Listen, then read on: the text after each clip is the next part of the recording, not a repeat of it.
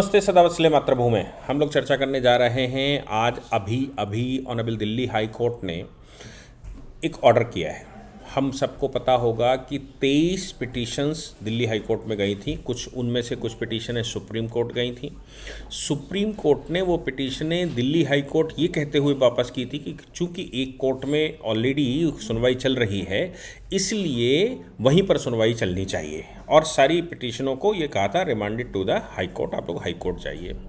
हालांकि व्यवस्था ये भी है कि ऑनरेबल सुप्रीम कोर्ट में केस चल रहा हो और कई हाई कोर्टों में या हाई कोर्ट में केस चल रहा हो, तो फिर ऑनरेबल सुप्रीम कोर्ट उन पिटीशंस को खींच लेता है और सुनवाई खुद करता है। लेकिन बहुत बार ऐसा होता है कि ऑनरेबल सुप्रीम कोर्ट को जब ये लगता है कि नहीं साहब, ये अगर हमने खींची और हमने सीधा सुन लिया तो फिर अपने ऊपर भी प्रश्न लग सकते हैं, क्योंकि अग्निवीर जैसी योजनाएं, अग्निपथ जैसी योजनाएं, ये राष्ट्र निर्माण की योजनाएं हैं। राष्ट्र निर्माण की योजनाओं में बहुत बार ऐसा होता है, ऑब्जर्वेशन अगर गलत हो गया तो जनता चढ़ बैठेगी, और जनता फिर नहीं सोचती कि सरकार कौन है, जनता नहीं सोचती कि कोर्ट का मतलब क्या है, जनता नहीं सोचती कि प्रशासन की व्यवस्था क्या है, जनता नहीं सोचती कि सिस्टम क्या है। जिस समय जनता को ये बात समझ आती है कि नहीं, ये तो देश के लिए हानिकारक है, तो हमारे देश का स्वभाव भी है कि हमारी जनता राष्ट्र प्रथम का फॉर्मूला लेकर चलती है, और राष्ट्र प्रथम का फॉर्मूला इस लेवल तक लेकर चलती है कि फिर उसको अपने संस्थान नहीं समझ आते, अपना सिस्टम नहीं समझ आता।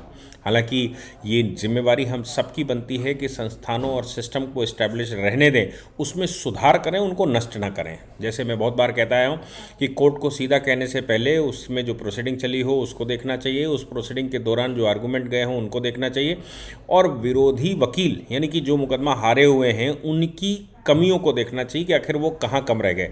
इन सब के बावजूद आर्गूमेंट अच्छे आए हों, इसीलिए मैं कोशिश करता हूं कि आपको आर्गूमेंटल स्टेटस बता पाऊं कि आखिर आर्गूमेंट क्या हुए थे। उन आर्गूमेंटल स्टेटस से आप पता कर पाएंगे, आपको पता लग जाएगा कि वाकई में इंटेंशन किसका है। सरकार लड़ नहीं पाई, या जो सिस्टम लड़ना चाहता था वो लड़ नहीं पाया, या फिर कोर्ट ने सब कुछ अच्छा होने के बावजूद डाइवर्ट कर दिया, और उसकी रीजनिंग जो कोर्ट ने लगाई वो रीजनिंग पुरानी रीजनिंग से कैसे डिफरेंट आई, या फिर पुरानी रीजनिंग के आधार पर कैसे उसने रीस्टैब्लिश किया, या फिर कैसे उसको बदल दिया। ये सब चीज़ें लागू होती हैं जब कोर्ट का जजमेंट आता है। इंटेंशन अच्छा खराब हो सकता है, लेकिन ये भी संभव है कि अच्छा इंटेंशन लेकर बैठे जज साहब सुनना अच्छे मन से चाहते हैं, लेकिन जो जजमेंट राष्ट्र पक्ष में आना चाहिए, या जो जजमेंट जैसा आना चाहिए वैसा आर्गूमेंट ही नहीं आया, और दूसरा पक्ष उस पर भारी होता चला गया। फिर भी कोर्ट बहुत बार उसकी रीजनिंग में अपने व्यूज़ डालकर उसको ऑर्डर करती है, ये भी सत्य है। खैर, अग्निवीर हम सब जानते हैं, केंद्र सरकार ने जब लागू किया तो अग्निवीर के पीछे का उद्देश्य जो मुझे समझ में आया था, मैंने उस समय भी कहा था कि अग्निवीर के पीछे का उद्देश्य ये है कि भारत में एक ऐसा समाज तैयार हो, चूँकि भारत के अगले भविष्य के चैलेंज, अगले 10-15 साल में जो चैलेंज आने वाले हैं वो आने वाले हैं समाज को सबसे ज़्यादा थ्रेट, समाज को मतलब राष्ट्र का चिंतन करने वालों को सबसे ज़्यादा थ्रेट, और सबसे ज़्यादा जो देश विरोधी शक्तियाँ हैं, जो अपने पूर्वजों को भूल गए हैं, जो कहीं दूसरी जगह पर अपने पितामह को ढूंढते हैं, और उनकी डायरेक्शन में 1000-2000 साल पुराने जो कोई पुरुष, महापुरुष या जो भी पुरुष पैदा हुआ, उसने एक धुन छोड़ी, उसको वो फॉलो करते हुए राष्ट्र के विरोध में चले जाते हैं और कहने लगते हैं कि नहीं, हमारी किताब प्रथम और राष्ट्र पीछे, जबकि हमारा फार्मूला बिल्कुल साफ है, भारत का बिल्कुल साफ है। जब वेद चले होंगे तब वेदों की बात, जब उपनिषद चले होंगे तो उपनिषदों की बात, जिस समय पुराण चले उस समय पुराणों की बात, जिस समय महाग्रंथ चले उस समय महाग्रंथ की बात, जिस समय स्मृतियाँ चली उस समय स्मृतियों के आधार पर हम चले, जिस समय संविधान बना तो हम संविधान के आधार पर चलते हैं, और संविधान ही सबसे बड़ा शास्त्र भारत का है। उस संविधान में संशोधन करना, अगर आपको शास्त्रों के आधार पर लगता है कि नहीं ये बात सही नहीं है जो संविधान में लिखी, अगर आपको शास्त्रों के आधार पर लगता है कि नहीं ये इस बात को सही होना चाहिए, तो फिर आप संविधान में संशोधन की प्रक्रिया शुरू कर सकते हैं। संविधान में संशोधन करने के लिए जिसको आपने वोट दिया है उसके माध्यम से दबाव बना सकते हैं, या देश को या सरकार को बता सकते हैं कि संविधान में इस प्रकार के संशोधन की आवश्यकता है। लेकिन संविधान ही हमारा ग्रंथ है। अगर संविधान बनाम पुराने शास्त्र आ जाते हैं तो संविधान ही प्रिवेल करेगा। अगर संविधान बनाम कोई कस्टम आ जाता है तो संविधान ही प्रिवेल करेगा। अगर संविधान बनाम कोई पंथ की प्रार्थना या कोई पंथ का सिस्टम आता है तो संविधान प्रिवेल करेगा।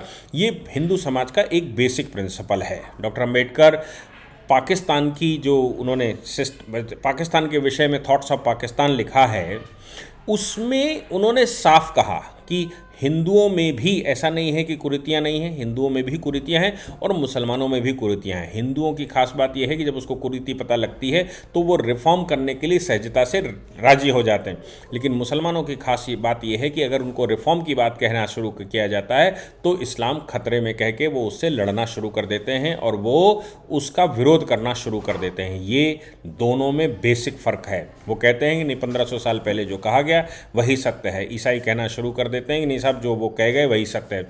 जबकि हिंदू समाज किसी भी युग में, किसी भी काल में कुछ भी कहा गया हो, उसको अगर आज ये लगता है कि ये आज की परिस्थितियों के अनुसार सत्य है और ये आज की परिस्थितियों के अनुसार होना चाहिए, तो हिंदू समाज उसको स्वीकार कर लेता है।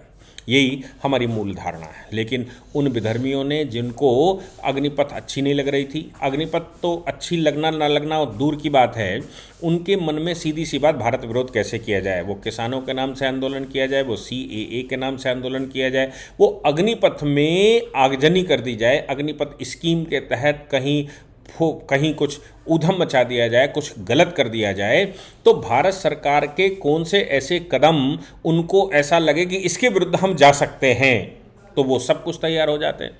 वो उस स्थिति में टोपी पहन कर जाते हैं, टोपी उतार कर भी जाते हैं, कुछ कौन से फॉर्म में जाता है पता नहीं। सेना में सबसे ज़्यादा भर्ती पंजाब से होती है, लेकिन वहाँ विरोध नहीं होता। विरोध होता है प्रयाग में, विरोध होता है काशी में, विरोध होता है लक्ष्मणपुरी यानी कि लखनऊ में, विरोध होता है कानपुर में। ये विरोध के स्थान बना लिए गए। विरोध होता है पटना में, विरोध होता है मुजफ्फरनगर में। आप सोचिए कि यहाँ विरोध का कारण, जहाँ से सबसे ज़्यादा भर्ती होती है वहाँ विरोध नहीं होता, लेकिन इन जगहों पर विरोध होता है। और बाद में पता लगता है कि विरोध करने वाले कोई ऐसे सामान्य लोग नहीं हैं। विरोध करने वाले वो लोग हैं जिसको सरकार अच्छी नहीं लगती, जिसको भारत का सिस्टम अच्छा नहीं लगता, जिसको भारत पसंद नहीं है, उन्होंने विरोध किया। अब दूसरा, उनमें से ही कुछ एक्टिविस्ट सीधे निकल कर आते हैं, कोर्ट पहुंच जाते हैं, कोर्ट में वो ऊधम मचाना शुरू कर देते हैं, कोर्ट में पिटीशनें डालना शुरू कर देते हैं, तो लीगल अलग चलता है, रोड पर अलग चलता है और पता नहीं क्या क्या चलता है। ऐसी परिस्थिति में जब ये चल रहा हो तो फिर केंद्र सरकार के खिलाफ पिटीशन आना स्वाभाविक है। ऑनरेबल दिल्ली हाई कोर्ट ने सभी 23 पिटीशनों को डिसमिस करते हुए कहा कि ये मेरा काम नहीं है कि इसमें हम इंटरवीन करें, ये मेरा काम नहीं है कि हम रिक्रूटमेंट प्रोसेस में जाएं। जबकि सरकार का उद्देश्य बिल्कुल साफ था कि जो आगे आने वाले चैलेंजेस हैं आबादी के डेमोग्राफिक चेंज की वजह से, उसमें समाज के एक एक व्यक्ति को सशक्त करके तैयार करना पड़ेगा और उसको तैयार इस स्थिति में करना पड़ेगा कि जो 25% भर्ती हो जाएंगे वो तो हो जाएंगे, 75% जो 4 साल काम करके आएंगे, ट्रेंड होकर आएंगे, वो भी यहाँ पर कुछ झगड़े करने, मतलब जो झगड़े हो रहे होंगे उनको डिफेंड करने में सक्षम होंगे। ये आज अग्निवीर देश की रिक्वायरमेंट है। दिल्ली हाई कोर्ट का जजमेंट सराखों पर। अब निश्चित है कि दिल्ली हाई कोर्ट के जजमेंट के खिलाफ ये लोग सुप्रीम कोर्ट निश्चित रूप से जाएंगे और सुप्रीम कोर्ट, चूंकि सुप्रीम कोर्ट ने ही रिमांड किया था मामले को हाई कोर्ट, इसलिए अब इसकी अपील सुप्रीम कोर्ट जाएगी और फिर सुप्रीम कोर्ट में ये वही गुहार कि साहब अग्निपथ जो है बच्चों का भविष्य खराब कर रहे हैं, अग्निपथ से ये गलत हो रहा, अग्निपथ से वो गलत हो रहा, ये सब ड्रामे फिर से शुरू होने वाले हैं। जबकि मुझे लगता है कि रिक्रूटमेंट प्रोसेस जो पिछले 2 साल से चल रहा है, उस रिक्रूटमेंट प्रोसेस में अब जो 1 वर्ष से खासतौर से चल रहा है, उस रिक्रूटमेंट प्रोसेस ने स्पीड पकड़ ली है और अब उसमें कोई इस प्रकार का बाधा नहीं दिखाई पड़ रही। जय हिंद, जय भारत, वंदे मातरम।